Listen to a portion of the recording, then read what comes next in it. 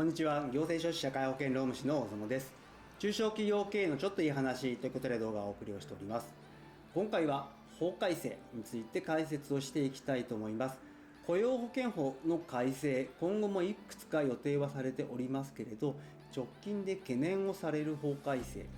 の内容についてご紹介をしていきたいと思います。2025年4月以降の改正によって会社から大量離職者が発生をする可能性があるという内容になります。一方、会社で勤めていて離職をしようかなと思っている方に関してはチャンスになるかもしれませんので、チャンスになるのかリスクになるのかはその方の立場次第という状況ではありますけれど、2025年4月1日以降、失業保険の給付制限が解除になるという内容について解説をしていきます。今回の概要ですけれど、雇用保険制度の内容と主な給付についてまずは見ていきたいと思います。そして今回雇用保険法改正の内容のメインであります失業保険、いわゆる基本手当と言われるものの基本について見ていった上で、2025年4月以降雇用保険法がどのように変わるのかという法改正内容について解説をして、最後に注意点とまとめという形になります。まずは社会保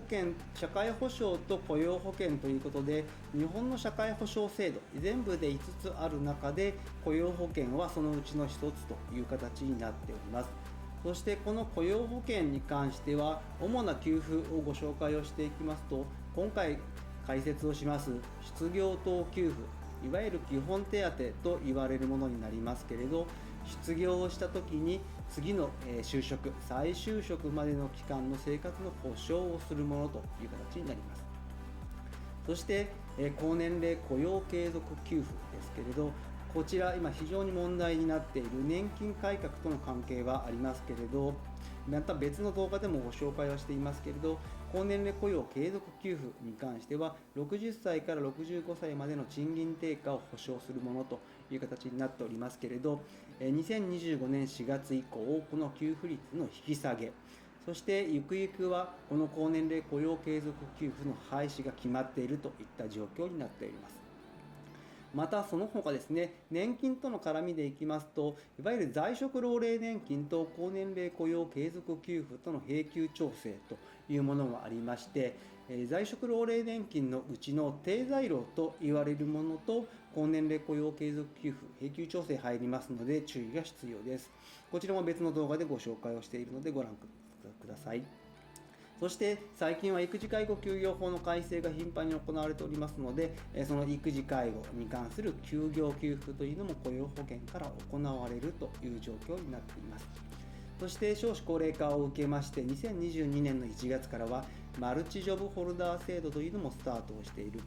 また今後雇用保険の適用拡大ということで、明確な施行時期は決まっておりませんけれど、2028年頃からですね、雇用保険の適用拡大もスタートをしていくという状況になっています。そんな中で今回ご紹介をするのは失業等給付の部分ということで、いわゆる失業保険という形になります。自己都合退職の場合を前提にお話はします。自己都合で会社を退職をした場合、失業保険の手続きをするときにまずは待機期間の7日間というのを課されます。こちらはですね、自己都合退職でなくても全ての方に課される、待機期間になってきておりまして、この意味はですね、いわゆるその方が、所得を保障する必要がある方なのかどうかといったところの、審査をするのに必要な期間という形になっております。そしてなおかつ自己都合退職の場合は給付制限というのが課されます。こちらは文字通り失業保険が受け取れない期間ということで、今は2ヶ月間給付制限が課されます。そして2020年の法改正によってですね、過去5年間に自己都合退職が3回以上ある場合はこの給付制限というのは2ヶ月から3ヶ月に延長されているといった状況になっています。給付制限というのはですね、失業保険に依存をして求職活動を先延ばししないようにというために設けられたものではありますけれど、この給付制限に関しましては、職業訓練を受講すると訓練開始日の前日に給付制限が解除という形になっておりますので、職業訓練を受けた場合は2ヶ月より短い期間の給付制限で失業保険を受けることができるという形になっている。こちらがですね、失業保険という形で、ではどのくらいの期間給付がもらえるのかといいますと、原則として失業保険をもらうためには2年間のうちに12ヶ月以上の雇用保険加入が必要という形になってきますので、通常の方であれば90日から150日という形になります。ただしですね、12ヶ月以上なくても、いわゆる倒産ですとか会社都合解雇、もしくは有期雇用契約の契約終了等々の事情があれば、雇用保険期間に関しては1年未満でも給付が受けることができますし、給付期間に関しましても90日から最大360日までという形になっております。いずれにしても離職日の翌日から1年間が受給期間となっておりますので、この期間を過ぎてしまいますと、所定給付日数分の受給が終わっていなくても、それ以降の給付を受けることができないので注意が必要です。このような状況で失業保険の原則という形になっておりますけれど、これが雇用保険法の方の改正によって変わっていきます。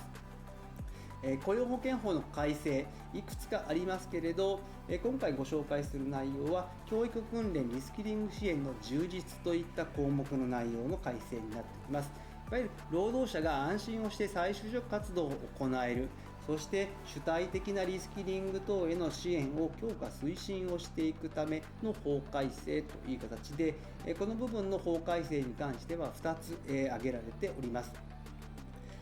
まずは2つ目の方からご紹介をしていきます。こちらは2024年の10月からもうすでに改正されておりますけれど、教育訓練給付の給付率の引き上げという形で、一定の要件を満たした場合に給付率の条件を 70% から 80% に引き上げるといったものになります。例えばですね、専門実践教育訓練を受講をして、かつ賃金が上がった場合などに関しては、給付率が引き上げになるという形になります。そして今回のメインになってくるのが自己都合退職者の失業手当の給付制限期間の短縮といった形になりますので、こちらが2024年の4月からと、今現状給付制限というのが2ヶ月間という形になっておりますけれど、こちらが1ヶ月に短縮という形になります。そしてなおかつですね、職業訓練を受講した場合は給付制限がなくなるという形で、待機後即受給が可能になるという形になります。この影響はですね、非常に今後今会社に勤めている方に対して出てくるのかなと。来年の4月以降ですね、退職をして即失業保険をもらおうという方が非常に増えてくるのではないかというふうに考えております。そして失業保険ですけれど、いくらもらえるのかといったところですけど、こちらもですね、毎年8月に法改正がされております。基本手当の日額等の変更ということで、こちらは2020年8月以降の改正になりますけれど、失業保険というのは賃金日額、いわゆる実際の賃金の1日の金額というのを出して、そこからですね、基本手当、いわゆる失業保険の1日分というのを計算をしています。そしてこれらはそれぞれですね、下限と上限というのがあります。計算方法ですね、実際の賃金の日額等の計算は直前6ヶ月間に支払われた賃金の合計を180日で割るといったところになっています。この割る180といったところですね、かなり他の一般の方はですね、勘違いをしていて、出勤日数で割るとかで思っている方が多いかと思いますけれど、180で割るといったところに注意が必要です。その結果ですね、前年から比べて変更額、賃金日額の上限、基本手当日額の上限、いずれも引き上がっているといった状況になっております。そして下限もですね、引き上げになっています。最低賃金が毎年引き上がってくるので、賃金日額の方もどんどん引き上がっているといった状況になっています。そして最後に注意点とまとめですけれど、まずは先ほど冒頭にお話をしましたけれど、今年度雇用継続給付ですね、2025年4月以降、給付率の上限が引き下げになります。15% から 10% になります。なおかつこちらはですね、廃止が決定をしているといった状況。そして今後ですね、退職者が大量に発生する可能性がありますので、まずは自社の労働環境の再チェックをしてほしいと思います。そのチェックの際はですね、サーベイの実施など、まずは会社の健康診断をしていただいて、今後の労働者の働きがいを高めるような取り組みというのを見直してほしいと思います。今後、自社において多様な働き方が難しい場合は、労働者の方、安易に退職する可能性が出てきます。退職の選択肢というのが非常に大きく順位が上がってきておりますので、労働者の方が働きがいを持って働けるような労働環境の整備に努めてほしいと思います。今日の内容が明日からの経営にちょっとだけ役に立つことを願っております。ご視聴ありがとうございました。それではまた次回。